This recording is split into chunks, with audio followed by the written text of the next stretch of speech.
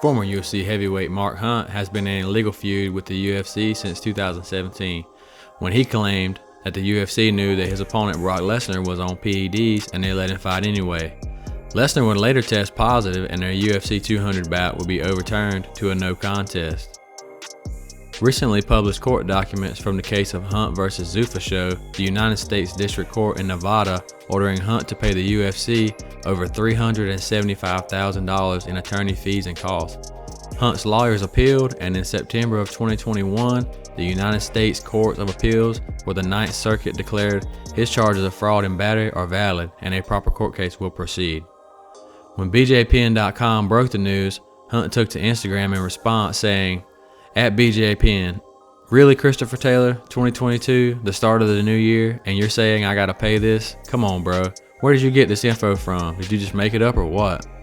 He followed up with a similar post challenging Dana White and the Fertitta brothers to an MMA fight. He said 5 rounds, MMA, these losers. At Dana White, Frank Fertitta, Lorenzo Fertitta has sucked the life out of so many fighters. Him and his scum friends. You win, I drop the lawsuit. I win, you pay every fighter you have ripped off since the UFC started. Now who would pay to see that?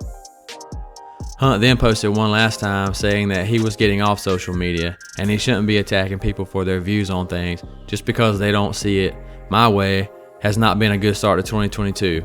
What do you guys make of Hunt's situation? Should him and Jake Paul join forces? Let us know down in the comments.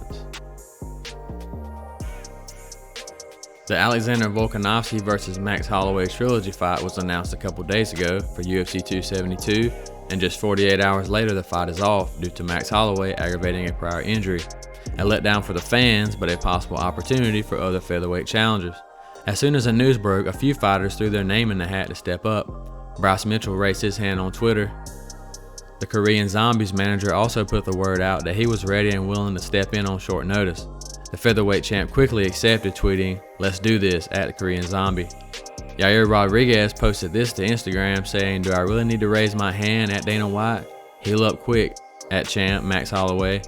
At Alexander Volkanovski, "I had respect for you before, but now F you, you little bit. You know I'm next."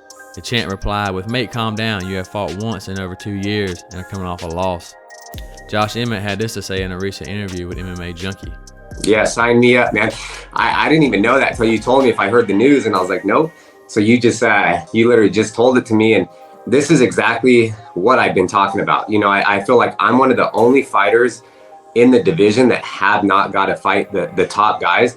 I think Volkanovski and I match up stylistically the best. I think the fight's on March 5th because I've been keeping a close eye on that just because it's a day after my birthday. And yeah, sign me up. Like I'll be ready to rock. I think the fans would love that. I've always wanted to stay ready just in case, you know, something like this happened. You know, someone falls out of a fight. I say in the UFC, it's all about timing. You have to be ready.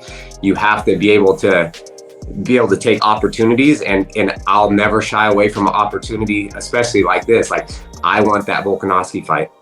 So it looks like Nate Diaz versus Dustin Porier is close to being official. On the fight with Teddy Atlas, Dustin had this to say when asked about his next opponent.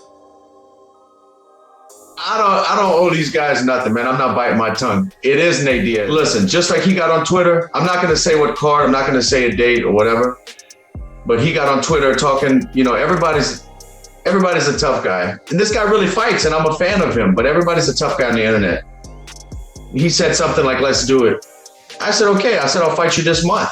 I said, "Yes." Now we're waiting on him.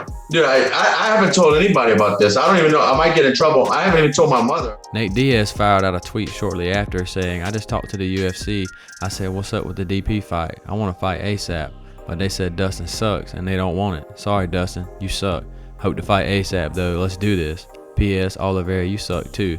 Even though it looks like both guys want it, according to Ariel Helwani, it might not happen. Situation. There is interest in booking that fight. Nathan Diaz versus Dustin Porier. There is interest in booking that fight. And it has been discussed.